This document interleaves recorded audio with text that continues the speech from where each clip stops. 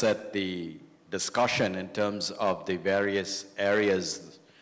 Dinesh highlighted some. I'd just like to parameterize the discussion. One is to basically understand that all of our operators are facing intense margin pressure, and there's been a continuous slide in profitability over the last 5-6 years. So that has put an immense amount of pressure on operators in terms of trying to manage their financial resources. That pressure is intensified by the present situation where the government continues to try and extract significant amounts of money from the industry.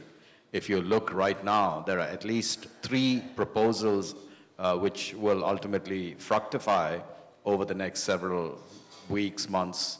One, as you know, is the pricing of the spectrum vis-a-vis the 1800 auction that's going to take place. The second is, quote unquote, the one-time charge on spectrum holdings, both a retroactive aspect and a prospective access part, and then of course the whole issue of refarming. The combined impact of all of these 3 is well in excess of 150,000 crore rupees on this industry.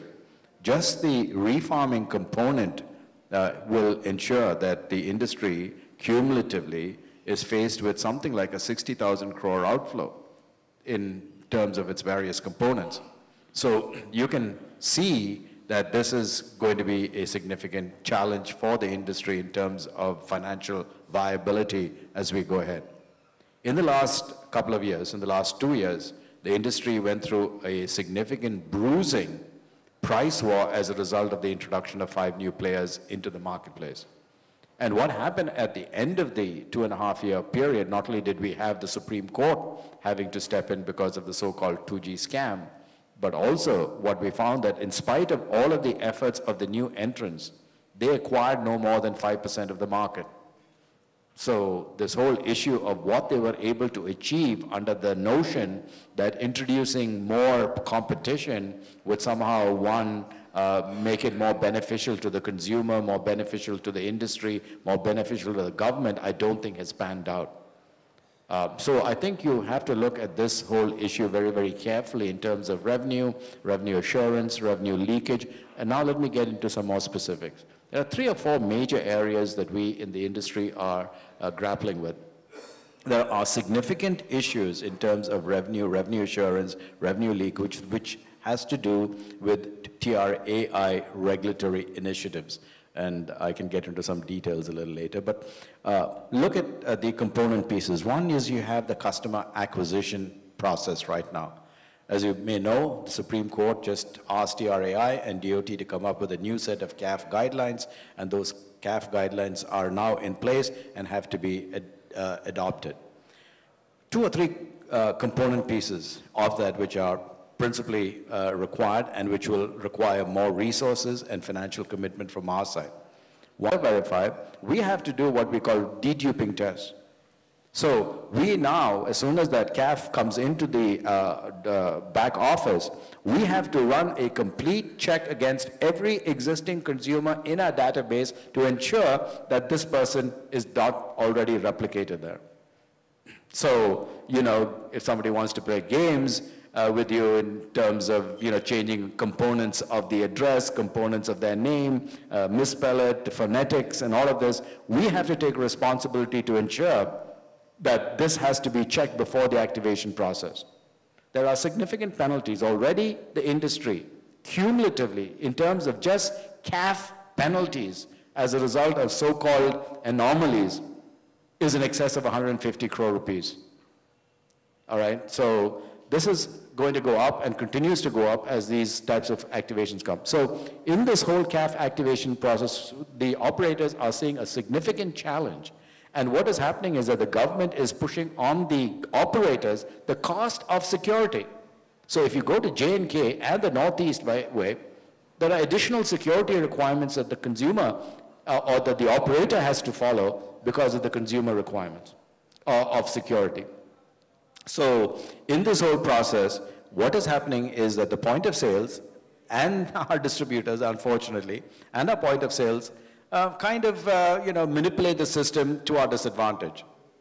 Obviously, there's a lot of competition. Obviously, there's a lot of activity in terms of trying to acquire customers, but we spend a considerable amount of money in terms of the activation process, which turns out to be consumers who have next to near little actual revenue contribution to the company. So we are acquiring customers who churn. The churn in this business, by the way, in 1 year, if you look at the churn statistics, we churn 100% of our base. No other industry in any other industry churns this. Look at the lost revenue in terms of the cost that we pay. We pay about 150 rupees per acquisition, plus minus, depending, right? And if you turn over your whole base in a year, the cost additionally imposed on the business is staggering. So the business has to really rationalize this whole process of how we acquire customers. As Dinesh says, we've got to really relook and re-engineer this process. Unfortunately, the significant one problem that we have is that the issue of identity in India is a significant challenge. We've talked about UID and bringing UID in line, but we've already sold 900 million activations. There's probably another 300 or 400 million activations that's probably out there in the field. So UID may be marginally relevant. So the issue of identity and the proof of identity is extremely difficult, proof of address, things that we are mandated before we do. So we have to take a look at this. The second point that we really have to look at is, as Dinesh pointed out, the whole issue of VAS services. We are extremely concerned about what we call over-the-top players. And what is increasingly happening is that if you look at the revenue cost paradigm, it is what we call a scissor paradigm. The data explosion means that in terms of the expansion of our network, we double the capacity of our network every year. All right? Because of the data demand. However, we cannot monetize the demand at adequate levels of profitability. So you have this equation where data demand is going through the roof and ARPU is coming down this way. So you have this big gap and it's increasing, not decreasing. And so in terms of revenue recognition and risk, and in terms of minimizing the leakage, you can see how very important and critical it is to address this continuing divergence between data demand and the monetization of the demand. So it's not for lack of demand, it's for the lack of being able to monetize the demand. And part of the problem is in terms of the extreme data demands that are being put on the network. I was at a conference just a couple of days ago and the guy showed what happens when a video goes viral on the network. The demand that it happens real time in terms of the capacity requirements on a network can bring the data network down. So when we talk about demand, we're getting into a whole new area of demand management on our networks, which we really don't have much of experience with. Why? Because we've been used to managing voice networks, not data networks. We know how to manage capacity and growth and bandwidth and all of this on the voice network, all right? Data demand is so dynamic that this is one of the areas where software and algorithms and all of this has to really step in to say, listen guys, you can leave tons of money on the table as a result of this. We've got to start looking at ways that we can begin to start saying, how do we begin to parameterize our networks to be able to manage this dynamic demand on bandwidth? And increasingly, as we introduce smartphones, it's going to get worse, not better. Because what you know very well is that a lot of applications run in the background. And this is part of the problem we face, because what happens is that when I send the bill out to the consumer, he's aghast. He says, I never use this. He says, hello, your applications have been running in the background. Your email's been updated, your SMS has been updated, your Facebook has been updated. All of these things are happening dynamically and you don't know it. And all of a sudden you say, I paid for 2 megabits of data and I never used all this. And now I've got the problem of having to intervene. Every time somebody calls me, it's $50. So again, you can imagine what that means in terms of revenue. So you've got this whole issue of over the top, people like Google, people like YouTube, people like Facebook, having all of this, and we are asking from the operator's perspective, is there now a need to consider revenue sharing on a bilateral basis? So this is a big, big issue that has come up. Of course, the other area that has come up is the standard issue of revenue leakage in terms of the issue of billing systems, the accuracy of billing systems, VAS services. Now, let me give you an example of what happened in terms of VAS services, all right? TRAI came back recently, all right, and put in place a very restrictive VAS activation process. You folks may be, may be aware of this, right? So now I have to not only make sure that before I activate a VAS service, I have to get in touch with you, I have to get your consent, and not only do I have to get your consent once, I have to confirm that with an additional consent from you.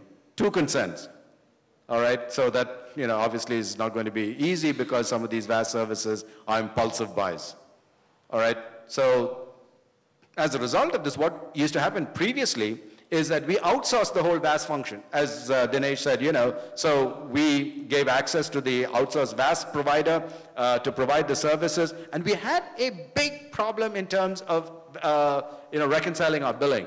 Issues that we have to really look at as we move into this enhanced area of VAS services. How do we do this? How do we ensure revenue, the revenue share issues, and how do we verify intercompany billings?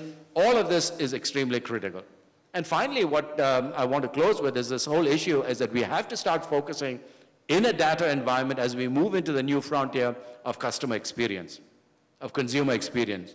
The old days when we said, listen, as long as I looked at drop calls, block calls, coverage, all of those parameters which we were very used to in a voice environment is gone out of the window. They may be useful, they may be necessary, but they're not going to be sufficient. We have to look and say, listen, what is happening in terms of the consumer experience? What about latency? What about speed? What about data integrity in terms of what you're downloading and uploading?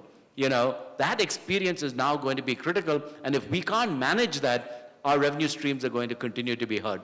And one of the things that we have to decide and put in place in terms of automated system is what I call real-time information for the consumer to know how much usage has taken place on data networks. One of the things that you'll notice is if you look at the hockey stick explosion on the revenue stream on the voice side is when we put in a prepaid and we gave you the real-time ability to manage your usage. What is happening on the data side is there's really no real-time metering possible. It's possible, but it's pretty tough to put in place. So a person who's using data, who's paid for 2 or 5 megabits or gigabits of whatever information that they bought, doesn't know real time what happens when they upload and download a session. And so they get surprised sometimes, and this is a further challenge. So we've got to get an automated way in the billing process in terms of prepaid, because 95% of our consumers are prepaid. We've got to be able to give them the ability to manage those sessions real time. So here are some thoughts in the various areas which will really be essential for us to look at as we go forward. Thank you.